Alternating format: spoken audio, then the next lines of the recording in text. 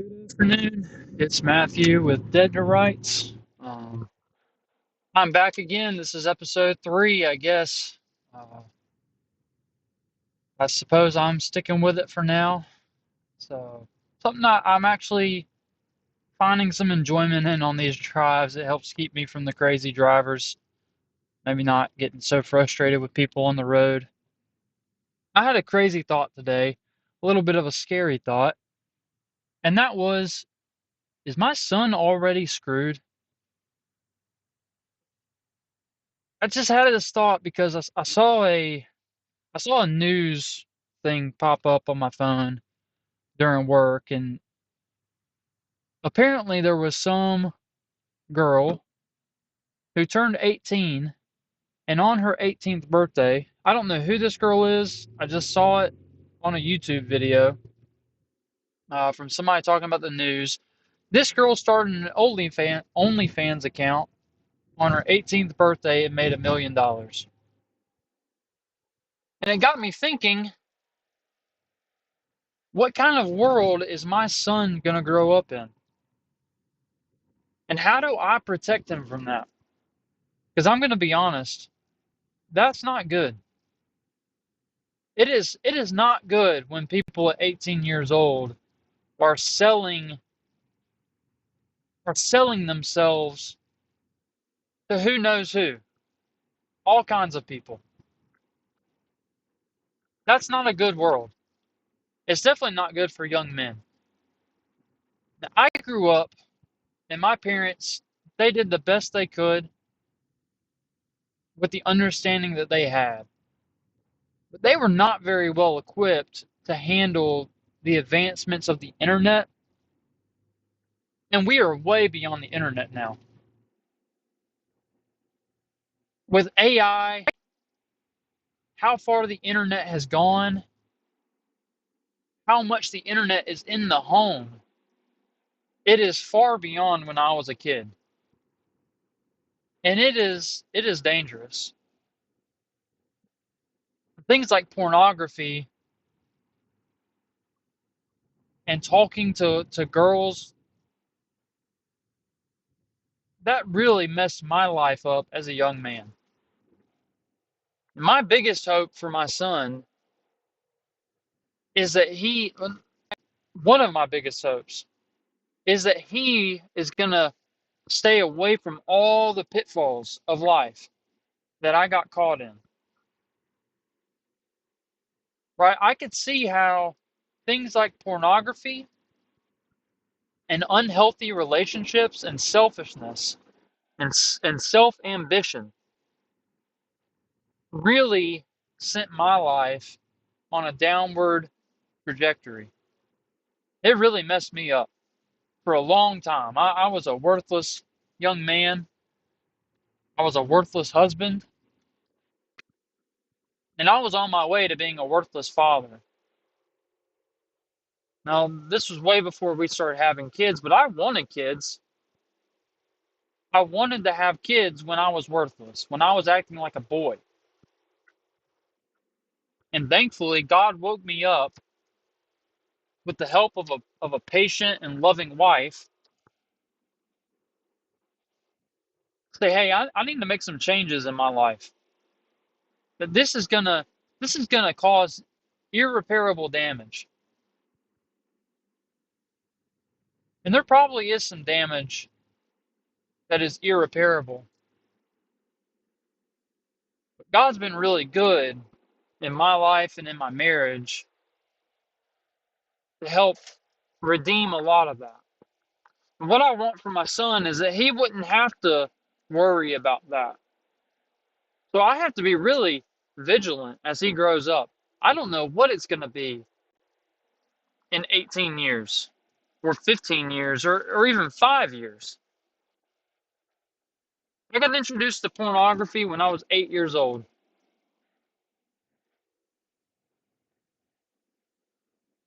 8 years old, introduced to pornography that became a decades long addiction. But if you talk to most people who've been addicted to pornography,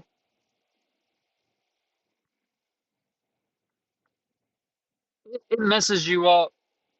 I mean, you can get rid of it in your life, and those images stick around. It really affects your soul in a way that not many other addictions do. Now, growing up in the church, it was very difficult to talk about. Growing up in a family where my father was a very strong, devoted Christian, it was very difficult to talk about. You feel like you failed constantly. You don't understand why you can't just let go of it, why you can't just stop doing it. And I wish I could go back to my 8-year-old self and rip it out of my hands. But I can't. What I can do is I can protect my son. So that's one of my biggest hopes. Now, why do I want to do that? Why am I so concerned about my son and his well-being as it relates to pornography and sexual ambition and relations with other people? Because I have a duty as a father that one day my son will be a man. And I'm just going to tell you, men don't do that stuff. Men don't play around with girls. Men don't stare at pornography for hours a day. Men don't sit in their room and think about how they want to manipulate women for their own benefit and their own pleasure. That's not what men do, all right? Men are sacrificial leaders. Men give of themselves before they take from other people. That's what a man is. And I want my son to be a man. So I have to be vigilant. Right now, he's not a man. He's a baby. He's a cute baby. He's adorable. He does nothing wrong even when he screams at me and claws at me. There's nothing my son does that I see as wrong. But if I'm not careful, his little mind that is so interested in everything is going to see something that damages him and damages his soul. And I don't want that. So I may not understand AI very much. I may not understand the modern age of the internet, but it is my responsibility as a father that I would care for him and protect him in all this stuff. More than that, have a I don't have a daughter, but my hope is that one day he would find a girl that he likes. And now I want him to find a girl young. I think it's ridiculous that people are waiting until 30 years old to get married on average. Now I understand there are some people for all of time who might get married later in life, but we as a culture have pushed a prolonged adolescence that young men aren't becoming men, they're becoming just perpetual children. Young women aren't becoming women, they're just continuing to be children. See this all the time. When you go to a restaurant and you see people who are stuck to their phones, when I see young people who are so focused on making a little TikTok dance and they're around 16 or 17 or 18 years old, at this age, you should be focused on greater things in life. You should not be focused on what the world thinks of you and how you look and your social image. That's not fitting for a 16-year-old. At 16, you should be thinking, now, I'll speak for men. If you're a 16-year-old boy, you should be thinking, how do I become a man?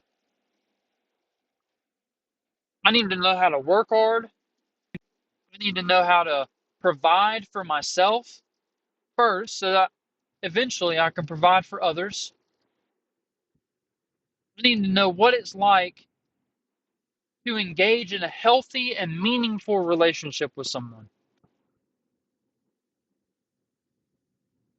Because the goal is that you would get married, and that you would have children of your own, and that you would raise them to be better than you were.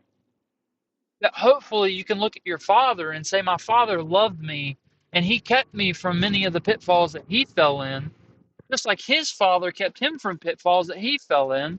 And I'm going to do the same for my child. You see, the problem that we have is that we have way too many lazy parents. We have parents who aren't adults. They're themselves children. They are stuck in childish mentalities, and every single day they're doing things that make them happy instead of sacrificing themselves and their time for their children. And so if you have children who are raising children, you're going to have just more childish children.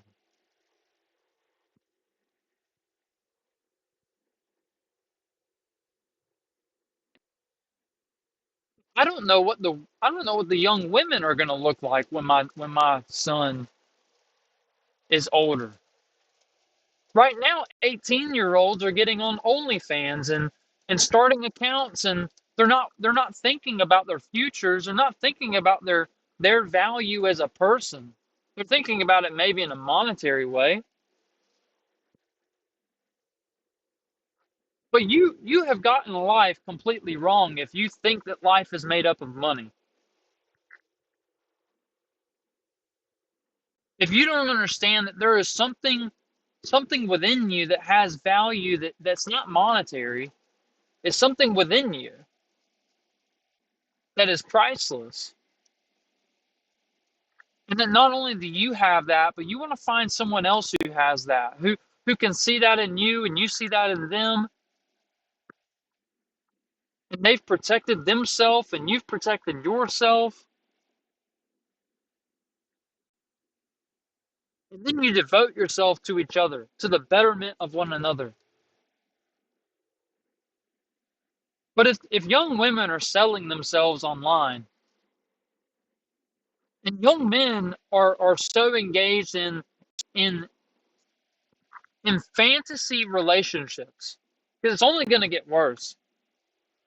I haven't even talked about AI.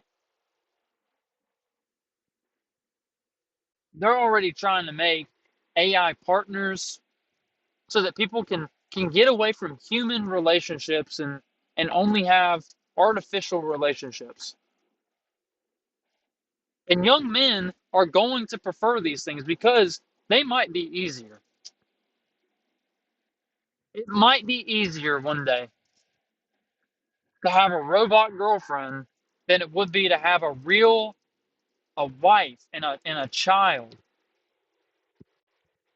and to go through those kind of life changes and decisions together with another human being, and each of you have to learn how to take care of one another and how to approach one another, how to communicate together.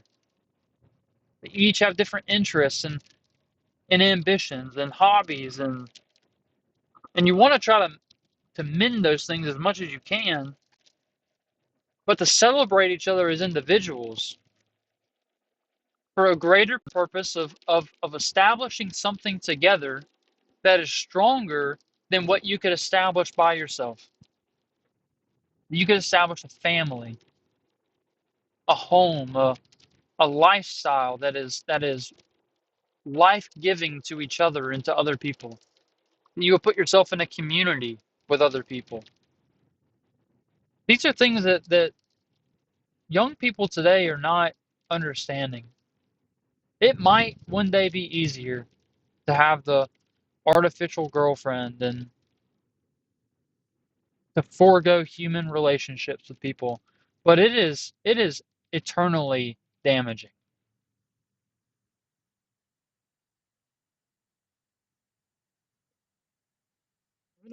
I don't want that for the generation that's coming. Right now, it is Gen Z. Gen Z, I don't blame them. I'm not blaming Gen Z at all, and I might talk about this one day, but I mostly blame my generation, the millennials. We are primarily at fault for how Gen Z has gone. We have set up these processes, the algorithms that capture people's minds and essentially make them enslaved to this constant scrolling and this constant feedback of wanting affirmation, of wanting acceptance from people that you don't even know. People are preferring online relationships more than real face-to-face relationships. And they're even anxious about face-to-face relationships because nobody has taught them. The millennials stay on their phones or hand them a tablet and say, "Here, have this and stop crying because I don't want to deal with you." And there are problems, right? It goes way, way back, further than the millennials. But the millennials, I think, made it mainstream. They're the ones who got in these tech sectors and started pushing these algorithms. Also, they could continue to get ad revenue and screw over the young population. So my question is my son already screwed? I don't know. I hope not. I pray that he's going to avoid most of this. I pray that our society will get out of all this by the time that he is. I hope that it's now. I hope our society is getting out of it right now. But if not, I'm going to do my diligence to keep my son out of harm's way and protect him from these dangers that are going to try to ensnare him and manipulate him into being what they think he should be so that my son can be the fullest young man that he can be and lead a meaningful and healthy life. And that's what I hope for everybody. Even if you are even if you currently feel like, hey, I'm kind of in that, where I'm trapped in this stuff. I hope that you can get out of it. I don't want anybody in this stuff. It's dangerous. And I don't think that we can rely on the politicians to make laws. I think there's too much money in this stuff. The politicians aren't going to do anything about it. So it's up to you. It's up to your families. If you're a father or a mother, it is especially up to you. Set set those guidelines for your kids so that they can be the fullest little humans that they can be. And then they can grow up to be big, healthy humans. That's what I want for my son. That's what I want for all of you. If anybody watches this, has a comment, has a question, let me know. Subscribe. I don't know. Do whatever you want. But just have a great